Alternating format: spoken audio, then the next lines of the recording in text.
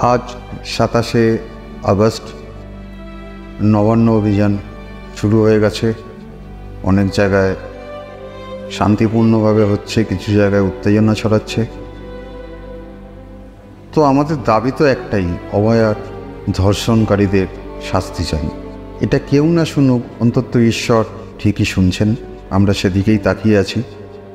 তবে আমরা দোষীদের শাস্তি চাই অবশ্যই। দোষীদের ধরতে হবে, শাস্তি দিতে হবে। ধরাও অনেকে পড়েছেন, কিন্তু সিবিআইয়ের কাছে আমাদের বিনীত অনুরোধ, তারা যেন যত তাড়াতাড়ি সম্ভব ওদেরকে কোর্টে হাজির করে। এবং বিচারপতির কাছেও আমাদের বিনীত অনুরোধ, তারা অভয়ার দোষীদের যেন শাস্তি দেন। এটাই আমাদের কাম্য। ধন্যবাদ।